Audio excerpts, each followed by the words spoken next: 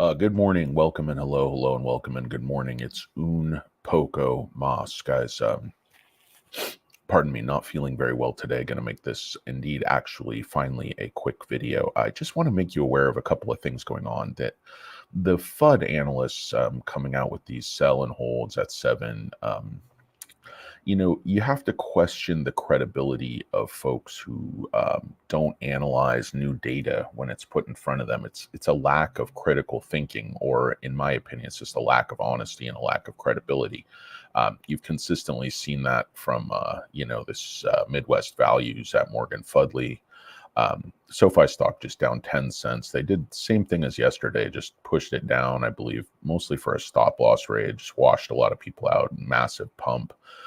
Big middle finger pattern, and then it's recovering into a bit of a spooky ghost pattern, which is appropriate because it is in fact Halloween. But I just want to separate fact from fiction. Okay, you have some bullish ratings come out, which are completely appropriate. Needham, who's a guy with some credibility, goes from 10 to 13. Dolev comes out with another buy. John Heck from Jefferies, who's probably the best analyst on the board, at least in terms of his track record, goes from 12 to 13. And then, you just have the FUD chorus come out, Morgan Fudley, BTIG. These guys are just so weird. Like I said, they had this guy, Lance Jesserun, who just came out of nowhere, rated the stock like $16 and just disappeared. This is such a weird, revolving door of these ridiculous analysts with no credibility. And then you got this guy KBW again. Remember, KBW is the company that initiated that New Year's attack that just came out of nowhere with the bowling ball headed wannabe mafioso, the Parrot Michael Perito, who has since moved on to a different company. But they bring out this guy who looks like he's the lost member of My Chemical Romance or something, little Timmy Switzer. And, he hits the stock constantly. It's like always the hold at 7. So he hasn't changed his mind. Mark DeVries with Deutsche Bank came out with a note and basically said, he's concerned. Sorry, I'm not even sharing my screen, guys. My apologies. You're looking at my giant sick head. I thought I was sharing my screen the whole time, guys. I'm on some cold medicine here. But trust me, I was clicking around and doing stuff. It was fabulous. Oh, I can't believe you missed it. We could have won an Emmy for that. But again, these guys, it's the same stuff. KBW, Morgan Fudley, BTIG, it's the same analysts that are always hitting the stock. You notice, Chiavarini's been silent because he puts out, somewhat accurate like estimates for EPS, revenue and stuff, but then his, price target doesn't make any sense in light of it. And his deal has always been sort of the same as the bologna sandwich: accounting concerns, balance sheet constraints. It's just... it's gibberish. It's complete nonsense that has never happened, would have happened by now, and will never happen. But they have to keep selling it because on the back of this ER, there's not much to attack other than the sluggishness at Galileo, which is a fair point.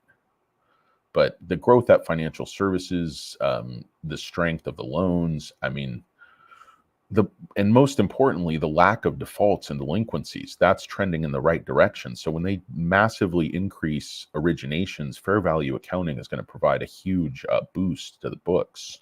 It's going to work the exact opposite of what the 5-head is telling you. If you've ever heard a guy ramble for 90 minutes trying to convince you that, fair value accounting is some kind of scam, or it just made no sense. The logical fallacies piled up so high. You could have built this ladder to heaven. Where were you? Build a ladder to heaven. So it is what it is, guys. This is absolute nonsense. Any other stock, in the fintech AI space that put out this put out this guidance, it would have jumped to, $14-15.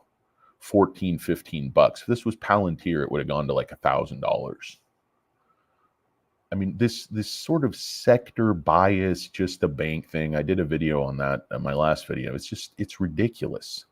Companies growing at 30% year on year. These bear analysts are saying, 15, 16. You have to throw out that number and recalculate. That's what critical thinking is. You're presented with new irrefutable data. You have to rerun your numbers. But instead of doing that, they just come out and parrot the same thing. Hey, hold at 7. Sell at 650. All the while, Morgan Stanley's just loading SOFI. By the way, guys, huge borrowing last night.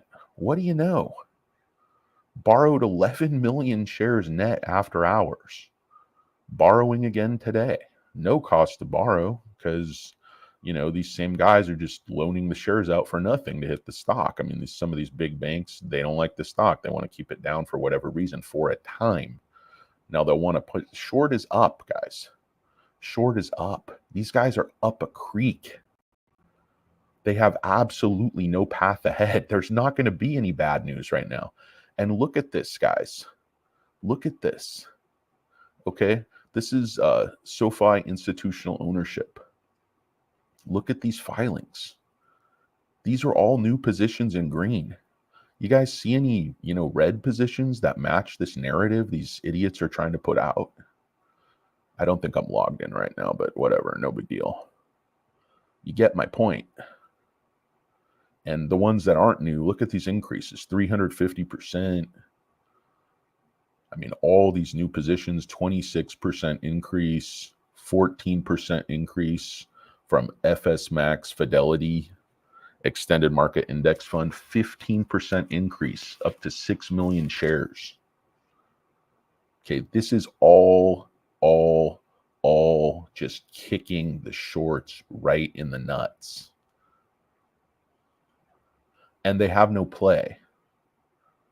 And Anthony, if the shorts were a running back and Anthony Noto happened to be a linebacker, he just stuffed them right in the gap, stood him up, drove him back 5 yards, pounded him into the dirt, and humiliated him.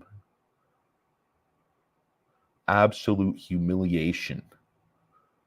Where is the Chia Pet? The guy used to rate this stock every 2 weeks. You just don't hear from him. I mean, that's like the definition of a coward, these guys. I mean, when I'm wrong, at least I admit I'm wrong. But if you're a puppy serving, bears, you need your paycheck and you have no credibility, this is what you get.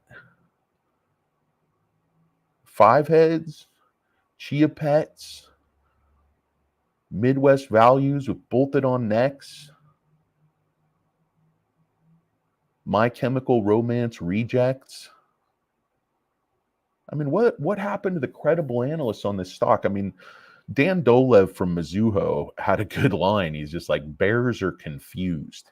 I mean, he doesn't, I think if you could read his intonation, he would be saying these guys are completely full of shit, but he's a professional. Kind of looks like a bald baby seal, but it's a good look. Kind of like, high school math teacher wearing some kind of a tweed sports coat with elbow patches. All right, everybody, settle down. Settle down. Yes, it's Mr. Dolev. I'm going to be your substitute today. I'm going to teach you guys something about stocks, something about credibility, something about telling the truth. Our Danny D. Touchdown, Danny D.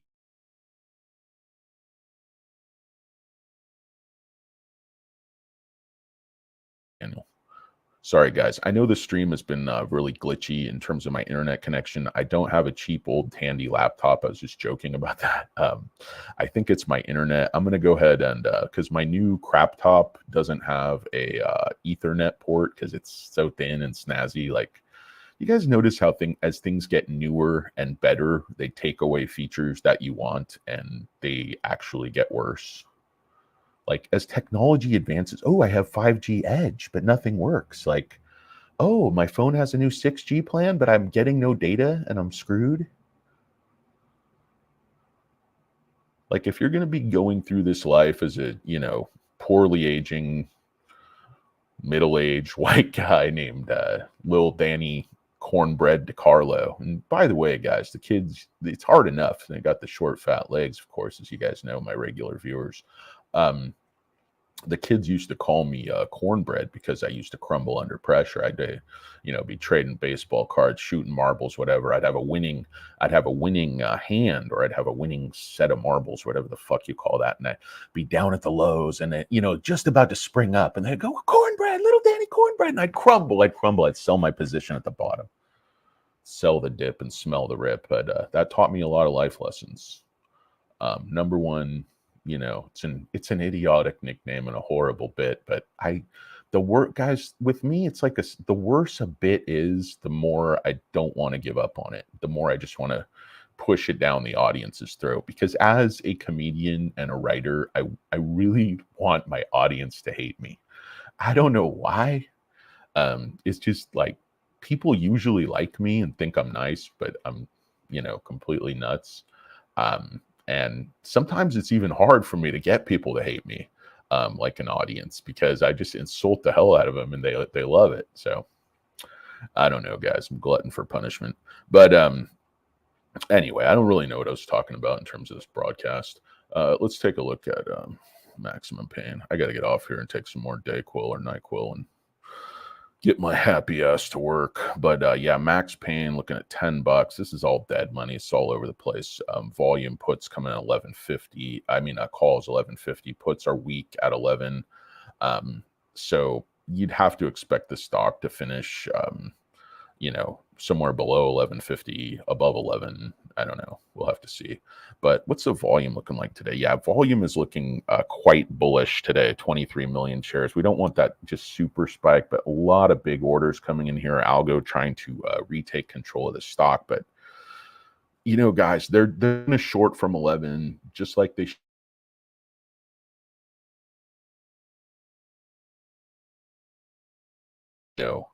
the Bears. My only logical guess here is that the Bears were trying to, look for a hot inflation number today, and it was right on target at 3. They were expecting 3. So I think we're looking at another, they're pricing in basically 96% chance of a 25-point rate cut this next meeting. So that's going to be very good for SoFi. This sort of soft landing is promoting. Yeah, no, I know. Clap my dog, guys. I apologize about the internet connection. It's just I can't get in that room. It's just like, it's a whole situation. It's like Mike the Situation Sorrentino. Pay your taxes, guys. Pay your taxes. Don't just buy 6 Lamborghinis. Pay your taxes. Don't just do crunches and laundry or whatever. Pay your taxes. Anyway, so yeah, I'm going to get the Ethernet adapter. I'm going to fix the problem. But until then, go watch Stockmo or whatever the fuck you want to do. I don't care. Volume is bullish. Orders coming in. Algo trying to retake. Completely failing. The short narrative really doesn't exist. Like I said, if this was Palantir or, CrowdStrike or Upstart, would have been up 30% on earnings and just kept climbing and doubled. Because if you start to think about the multiple here, they just raised kind of expectations around 3 billion for next year. So forward sales out of this market cap, you're only at 4x. And people are like, well, that's huge. But look at the growth. Yeah, at 15% growth, that would be too much. But they're growing at 30%. And I think that's going to actually accelerate. Look at Q4 quarter on quarter. It's not going to be 4 cents. They're completely sandbagging these numbers. They always do. And I think they're sandbagging on EPS now. This fee-based income is a game changer. Yeah, there's a little bit of weakness with Galileo. You can attack, you can say they but it doesn't matter. This thing is a juggernaut. They're growing deposits, they're growing members. Just the financial services, the swipe type of income, the fees. This is just going to grow and grow and grow. And like I said, these puppy analysts who follow these bears around and make these calls on Q, they just have zero credibility left. How many quarters in a row do you want, SoFi to put up the number, perform, give good guidance, continue to diversify, solve all the problems that the haters, bears, and detractors, put forth? Dan Dolev, I think he does the most work on this stock. He's, you know, one of the smartest guys in the room, along with Jeffries. He's just laughing at the bears at this point. He's like, come on, you guys are confused. You're a joke. You're not doing work. It's the same thing Noto said last quarter. He's like, if analysts bothered to do their homework, they would see what this company is. But it doesn't matter. It's all about narrative, confusion, FUD. Again, trying to get the shares out of retail at the lowest price possible, trying to kill all these calls. It has nothing to do with the fundamentals. People are making videos. Oh, why did SOFI sell off down to 9, you know, after earnings? It had nothing to do with earnings. It was going to happen no matter what. It was already completely pre-programmed. You think that huge drop on the basis of like a very strong triple beat makes sense? People are like trying to connect the dots. Dude, this isn't the X-Files. These are mechanics hitting the stock. They've been running the stock ever since it went public. Wake up. Still undervalued. Should be at least 5x forward sales. At least. This is a fintech. It's a tech company. Yes, it's just a bank growing extremely rapidly, marching on toward incredibly good margins. All that matters is the revenues, the margins, the growth, the EPS. Everything else is noise. I don't care if you sell Domino's pizzas. I don't care if you sell financial services. I don't care if you sell AI, microchips, and trips to Mars. SOFI is the real deal. Bulls go by facts and numbers. Bears continue to just ignore the facts and the results and create this ridiculous narrative out of thin air. The stock's going to 1360. There's nothing anybody can do about it. And you don't have to admit it, but you have to accept it. That's the way it is. Thank you guys for watching Un Poco Mas. Really appreciate J Money Not a Lurker. Appreciate all of you. Sorry I couldn't get to your comments today. I'm just feeling like absolute big warm sack of dog crap. But anyway, guys, appreciate you. Peace. I'm out.